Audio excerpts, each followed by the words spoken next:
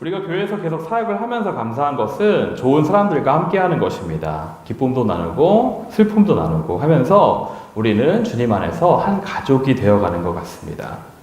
그런데 좋은 사람들과 항상 함께하며 살아가도 사랑하는 가족들과 함께하면서 살아가더라도 우리에게는 언제나 갈등이 있는 것 같습니다. 때로는 서로 간의 오해와 생각의 다툼이 있기도 하고요. 그런 걸로 인해 생각에도 다름으로 인해서 우리는 관계가 어떨 땐 어려워지기도 하고 상처를 주고 상처를 받기도 하는 것 같습니다.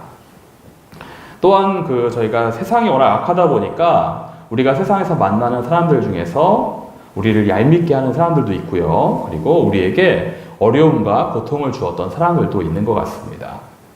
우리가 과연 이런 사람들을 우리에게 어려움을 주고 상처를 주고 때로는 힘들게 하는 사람들, 이런 사람들을 어떻게 대해야 할까요? 놀라운 것은 우리가 이미 정답을 알고 있다는 것입니다. 그것은 용서해야 된다는 것입니다. 나에게 시련을 주고 상처를 준 사람을 용서하는 일은 매우 어려운 일입니다. 용서하고 싶어도 용서하기로 결정해도 이게 용서를 실천하기가 상당히 어렵습니다. 제가 있었던 선교단체에서 이런 내적 치유를 하는 그 훈련 기간이 있습니다. 그 기간에 그 훈련하는 곳에서는 가장 악한 반응들이 많이 일어나곤 합니다.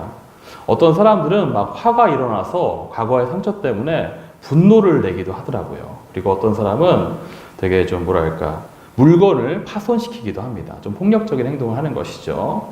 좀 더 심한 경우는 욕을 하는 사람들도 가끔 있습니다.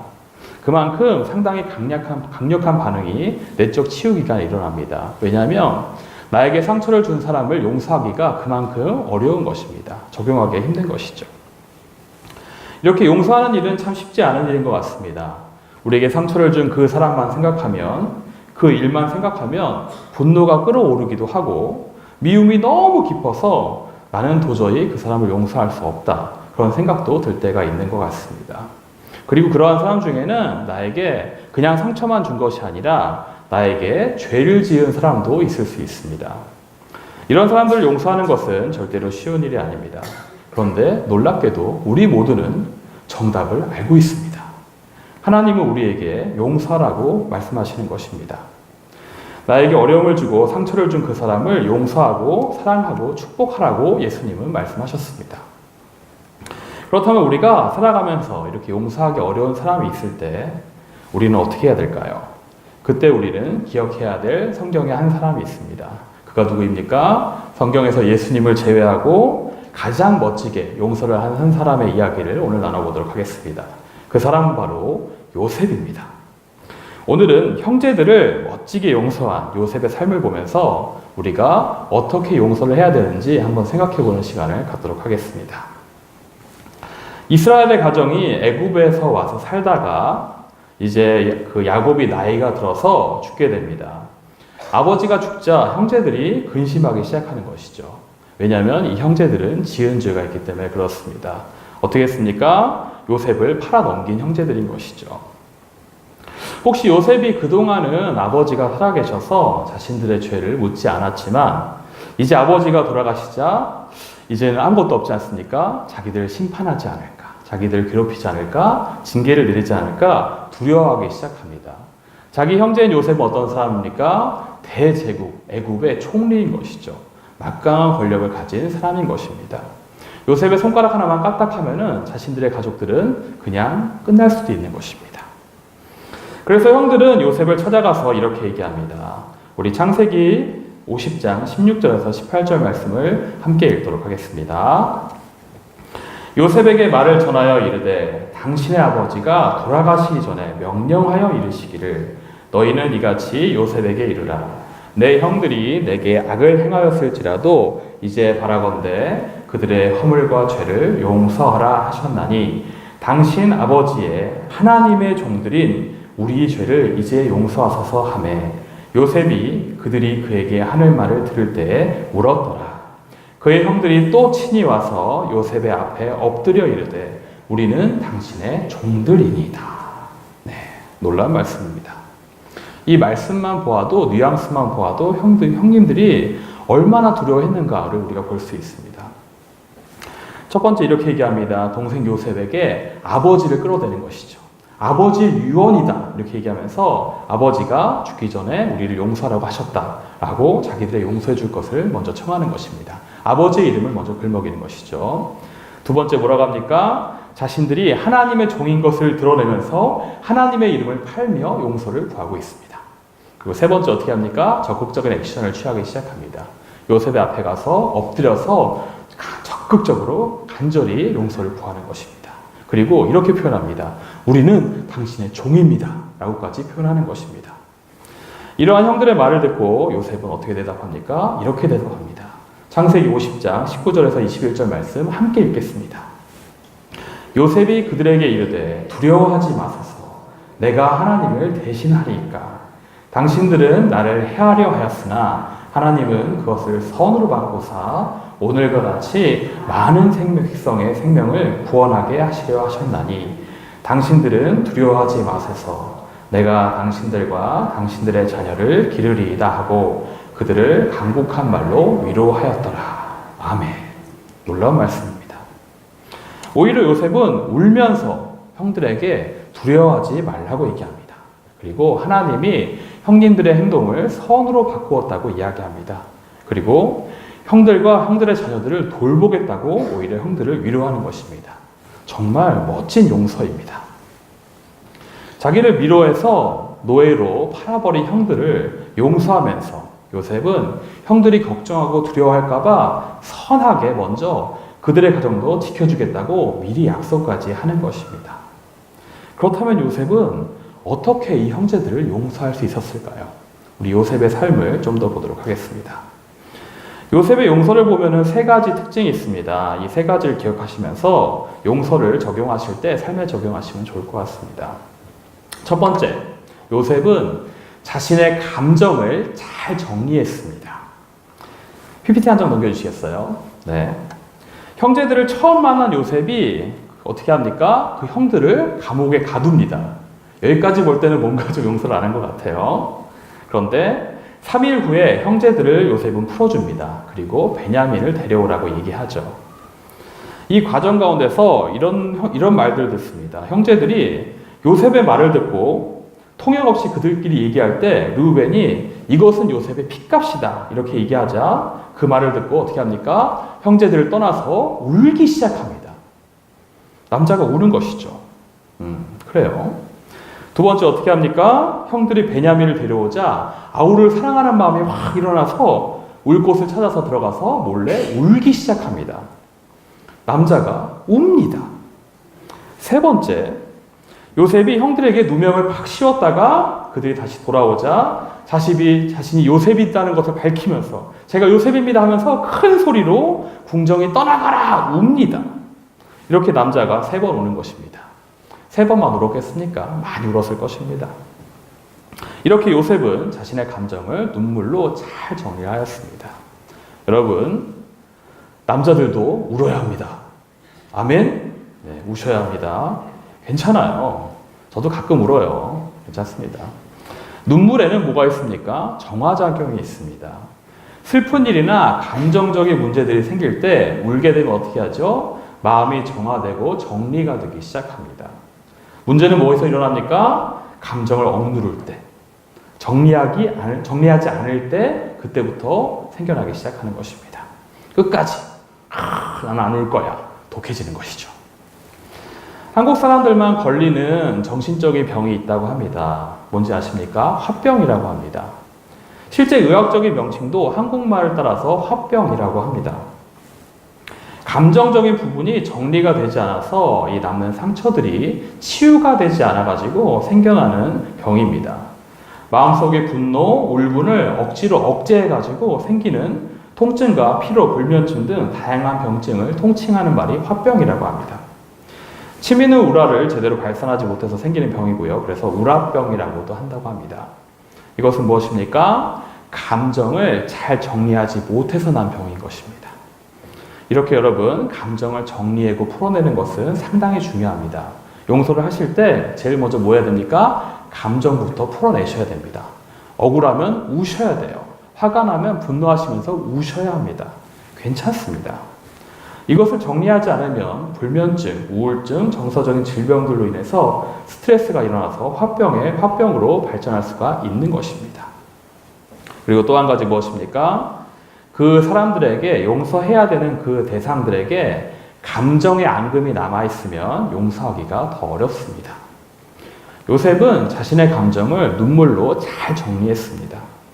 형제들을 보면서 치미는 감정과 애증을 잘 눈물로 처리한 것으로 보입니다. 그런 생각을 좀 해봅니다. 요셉이 만약에 정말 독한 마음을 두고 칼을 갈기 시작한 것이죠. 아, 나의 11명의 형제들. 이러면서 자신의 감정을 억제하고 억누르기만 하였다면 아마도 독한 마음이 생겨날 것입니다. 그리고 형제들을 이렇게 선하게 대하지는 못하였을 것입니다. 이렇게 용서하는 데 있어서 감정적인 문제들을 잘 정리하는 것이 가장 중요합니다. 아마 요셉은 3일간 형제들을 옥에 가두고 많은 생각을 했을 것입니다. 자기들 팔았던, 내가 너무나도 힘들게 그 노예로 끌려왔던 그 모든 원인을 제공한 것이 바로 그 형들인 것이죠. 그 형들이 자기 손안에 있는 것입니다. 하나님 앞에서 많이 기도하고 많이 울고 많이 분노도 하면서 그 3일간의 시간을 보냈을 걸로 추측됩니다. 그러면서 3일이 지나서 마음이 정리가 되고 눈물로 감정이 잘 정화되었을 때 형제들을 용서하는 단계로 가는 것입니다. 여러분, 감정을 억누르지 마세요. 울고 싶을 때는 우셔야 됩니다. 남자들도 울어야 됩니다. 그리고 어떨 때는 분노하셔야 됩니다. 분노해야지 풀릴 때가 있습니다. 감정을 어떨 때는 토로하셔야 됩니다. 그런데 여러분, 감정을 사람에게 푸시거나 폭력적인 방법으로 푸시면 안 되고요. 그 감정의 문제를 풀려는 방향이 사람에게 향하는 것이 아니라 하나님께로 향해야 되는 것입니다. 기도하시면서 주님 앞에 나아가서 울면서, 때로는 분노하시면서 주님 제가 이러이러했습니다 하면서 토로하시면서 감정을 주님께 쏟아내셔야 됩니다. 기도하셔야 되는 것이죠. 시편의 시들이 참 좋은 찬양들이 많이 있습니다. 그렇죠? 정말 아름다운 찬양들이 많이 있는데 그 중에서 시편 109편과 137편을 펴보시면은 좀 약간 의아한 내용들이 좀 나와 있을 것입니다. 왜 그렇습니까? 분노와 저주를 담은 시이기 때문에 그렇습니다. 그 시편의 저자들은 사람에게 그것을 저주하는 것처럼 보이지만 결국에 그것은 무엇입니까? 하나님께 기도로 찬양으로 토로하면서 풀어내는 것입니다. 요셉은 감정의 문제를 충분히 해결했습니다. 그러고 나서 형제들을 용서할 수 있었던 것이죠. 여러분, 용서해야 될 사람이 있을 때 뭐부터 해야 됩니까? 감정의 문제를 잘 풀어내시고 그 다음에 용서로 나아가시기 바랍니다. 혹은 용서를 너무 빨리 하셨으면 그 감정의 문제를 지금이라도 잘 풀어내시기 바랍니다. 두 번째, 요셉은 형제들을 이해하고 그들의 변화를 확인하였습니다. 요셉이 형들을 만났을 때 바로 형제들에게 요셉은 제가 요셉입니다 이렇게 하지 않습니다. 오히려 형제들을 이상한 상황 가운데 시험하게 됩니다. 일단 첫 번째로는 정탐꾼으로 몰아서 옥에 가두기 시작합니다. 그런 다음에 시므온 형을 결박해서 가두고 나머지 형들을 풀어주죠. 그러면서 자기 동생 베냐민을 데려오라고 합니다. 그리고 일부러 그들의 자루에 그들이 곡식을 산 돈을 다 넣어놓습니다. 형들은 이미 옥에 한번 갇혔습니다. 시므온이 잡혀 있습니다. 게다가 곡식을 풀어보니까 돈이 그대로 있습니다. 아주 꺼림칙한 상황 가운데 형들이 있는 것이죠. 그리고 나서 곡식을 다 먹고 어쩔 수 없이 베냐민을 데리고 떨떠름하게 애국으로 왔습니다. 이번에는 요셉이 형들을 잘 대접해주고 나서 베냐민의 자루에 은잔을 넣어둡니다. 그리고 사람을 보내서 그들을 데려오게 한 다음에 베냐민의 자루에서 은잔이 나오자 베냐민을 종으로 가두고 내놓고 가라고 얘기합니다. 그랬더니 넷째 형인 유다가 나서서 뭐라고 얘기합니까? 창세기 44장 33절 말씀 함께 읽도록 하겠습니다. 창세기 44장 33절입니다. 이제 주의 종으로 그 아이를 대신하여 머물러 있어서 내 주의 종이 되게 하시고 그 아이는 그의 형제들과 함께 올려 보내소서. 유다가 이렇게 얘기합니다. 베냐민을 대신해서 제가 노예로 있겠습니다. 대신 그 아이는 풀어주십시오. 동생에 대한 사랑을 보여주고 있는 것입니다. 여러분, 요셉은 왜 형제들에게 자신을 바로 알리지 않고 이러한 극한의 상황 가운데 몰아넣었을까요? 아마도 요셉은 형제들의 동생과 가족을 대하는 태도를 살펴보고 있었을 것입니다. 그러다가 자신의 때와는 다른 형제들이 베냐민을 아끼는 모습을 보고 형들의 그동안의 변화를 알게 되었을 것입니다. 아마 요셉의 형들은 요셉을 노예로 팔고 그동안에 많은 양심의 가책을 받았을 것입니다. 그들이 3일 후에 풀려났을 때 르우벤이 뭐라고 합니까? 우리가 이런 곤란한 상황에 이르게 된 것은 요셉의 핏값이다 라고 하는 고백을 통해서도 형제들이 그동안 요셉에게 미안한 마음을 조금이라도 갖고 있었음을 알 수가 있습니다. 그리고 야곱의 성향을 한번 생각해 보십시오. 야곱이 요셉이 있을 때 라헬의 아들이었기 때문에 엄청나게 편을 했습니다. 그런데 그런 요셉이 사라졌습니다. 라헬의 아들은 누가 남습니까? 베냐민이 남죠. 아마도 야곱의 성향상 베냐민을 엄청나게 편애했을 것입니다. 눈을 그냥 봐도 뻔합니다. 요셉에게 한 것처럼 아마 베냐민에게도 채색옷을 주고 베냐민을 편애했을 것입니다. 그런데 형들은 이제 배다른 동생 베냐민을 미워하거나 하지 않습니다. 지난번 요셉의 사건 이후로부터 새로운 변화를 보이는 것입니다. 나에게는 이 형들이 실수했지만 그 이후로 다른 사람에게 같은 실수를 반복하지 않는다면 그 사람은 잘못을 회개한 사람인 것입니다. 여러분, 회개한 사람을 어떻게 해줘야 됩니까? 용서해 주어야 되는 것이죠. 형제들은 아마도 요셉과 그 시간을 보내면서, 애굽에서의 시간을 보내면서 가시방석에서 몇 년 동안 살았을 것입니다. 아무리 용서하였어도 요셉에게는 미안한 형들입니다. 게다가 요셉은 애굽의 총리고요, 애굽의 절대 권력자인 것입니다. 이런 어마어마한 사람을 이미 건드려 놨습니다. 이 형들이 마음 편하게 살 수가 없는 것이죠. 그래서 본문에서는 야곱이 죽자 바로 형제들이 요셉에게 와서 용서를 구하고 있습니다. 애굽에서 야곱이 살았던 날이 130세에서 147세입니다. 약 17년간 애굽에 살았던 것이죠. 그렇다면 그 17년의 기간 동안 형제들은 불안함에 떨면서 가시방석에서 하루하루를 지냈을 것입니다. 그러나 요셉은 이 형제들을 어떻게 합니까? 모두 용서하는 것입니다. 요셉은 형제들의 변화와 그리고 그동안에 두려움에 떨면서 살았던 날들을 이해한 것입니다. 여러분, 이해하면 용서가 됩니다. 그리고 그 사람이 변화되면은 자연스럽게 용서가 됩니다. 사람들을 이해하시면서 용서하는 우리가 되었으면 좋겠습니다. 마지막으로 세 번째입니다. 요셉은 합력하여서 선을 이루시는 하나님의 역사를 깨달았습니다. 이것이 아마도 가장 결정적인 이유가 아니었을까 저는 생각을 합니다. 요셉은 이제 일개 노예가 아닌 대제국 애굽의 총리입니다. 이전에 형들이 요셉을 노예로 팔았기 때문에 그가 애굽까지 올 수 있었습니다. 애굽에서 그가 누명을 썼기 때문에 감옥에 갇혔습니다. 감옥에 갇혔기 때문에 그가 술관원장을 만났습니다. 그리고 그 인연으로 인하여서 2년 뒤에 나중에는 바로왕의 꿈을 해석하고 애굽의 총리가 되는 것입니다.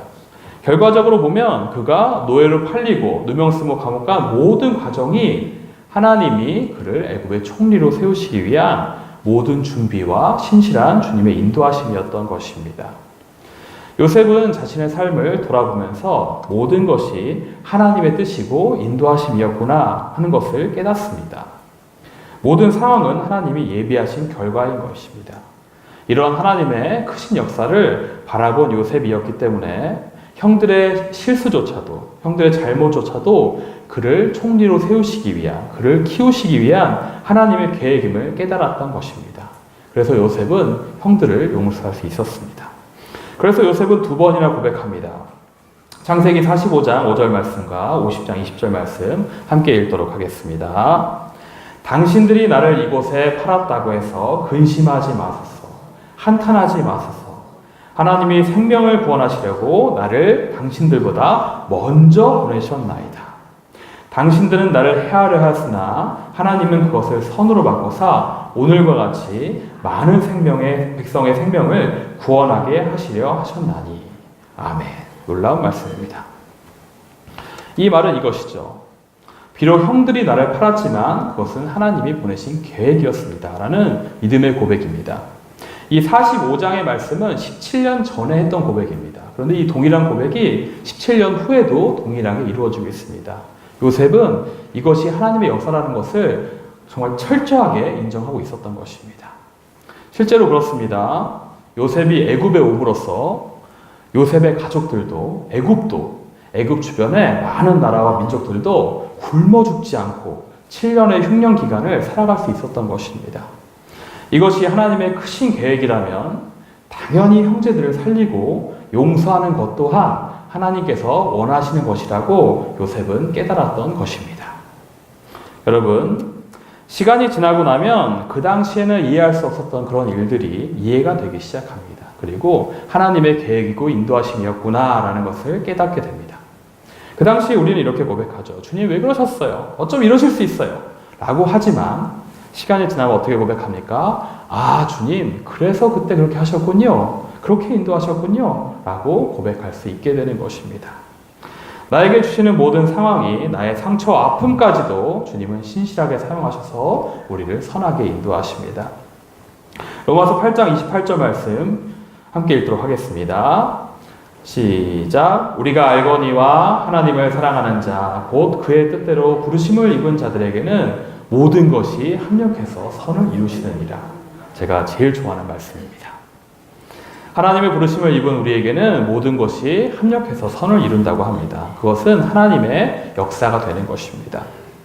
요셉의 용서를 받은 요셉의 형제들은 어떻게 됩니까? 이스라엘을 이루는 12지파로 하나님의 기업을 펼쳐가며 열방의 제사장 나라인 이스라엘이 되는 것입니다.